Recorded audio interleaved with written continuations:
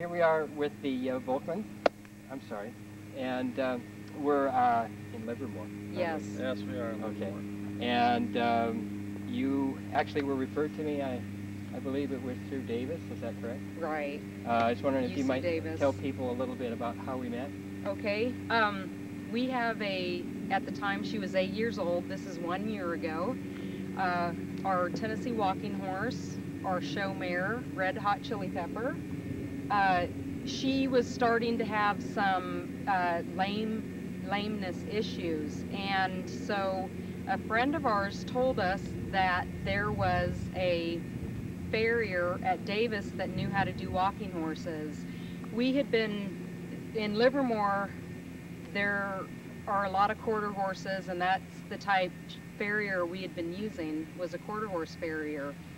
And Chili started having problems, and so we called Davis, and they said, yes, you need to speak with Bob Burdekin.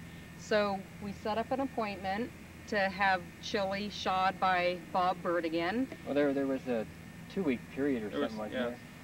Well, we took her, to make it in a short, we went to 2 vets, and what, 2 different farriers. But I got a hold of Bob, and we were trying to set up the appointment to meet up. That's right. And in the meantime, I went and had Chili shod by a different quarter horse farrier. And 2 days after that, she was dragging a rear leg. She was so lame. Her head was down, her eyes were watery. I was crying.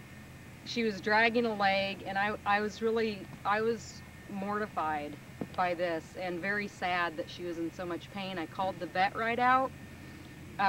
She gave us some bute, thought it was a stifle problem.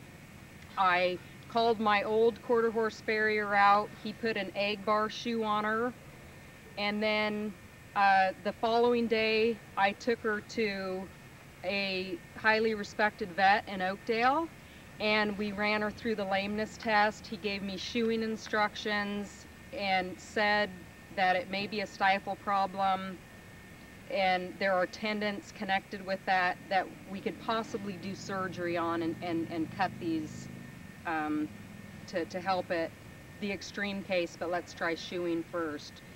So at that time, I had seen 2 vets, 2 farriers. I called Bob up, and I said, I have a shoeing prescription from the vet.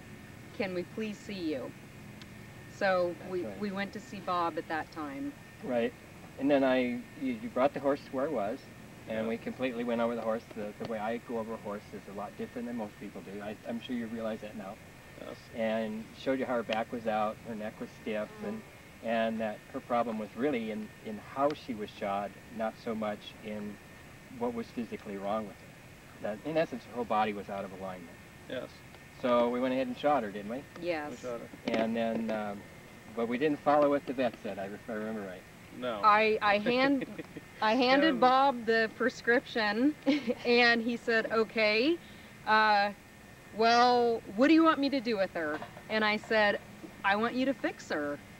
And he said, okay, well, I won't be following these orders. Well, the best part about it was that he showed us everything that was wrong with her, showed us the tight areas, showed us what to feel for when, at the legs or even on the back. So it shows that the horse was out, and when he was done shoeing her the first time, she had loosened up quite a bit. By the 3rd shoeing, she had completely loosened up and was walking like a champ again. So. Well, in fact, the vets wanted to lay her up for a while, didn't she? Yeah, the vet did want to lay her up, but after one shoeing, she had basically gotten most of her lameness out of her. But well, basically, right after we finished shoeing her, we had you on I rode her at the place we were in at. the arena, and Chili is a spooky horse. We took her in this inside arena that she'd never been in before, and she went around the arena like I'd never felt her feel before. She was thumping good. It was the best ride of my life. Yeah, you could also see too from her that her, after she had been shoed, that just her total mental attitude had changed. Okay. And that was a good part, because before you could tell she was in pain. She was kind of doing a lot of things that were like with the head and stuff, And you could see as soon as the shoeing was done that she kind of like brightened up, and she kind of sat loose in the body, and her head was back up again. And Okay. yeah. Well, and then we actually, you met me a few times at different places, or at the same place, I guess. Yeah. And then started to have me come to your place. Yes. Right. So, and I guess you've seen similar situations with your other horses too? Yes. Yeah. We had the first mare we bought. Once again, we couldn't find a farrier. Someone came out and she did not like farriers. He went to go up next to her and she was spinning around, and he got in his truck and left. And we did find a good farrier, our quarter horse farrier that we were using, that was also doing chili, who worked with her for 9 months to a year.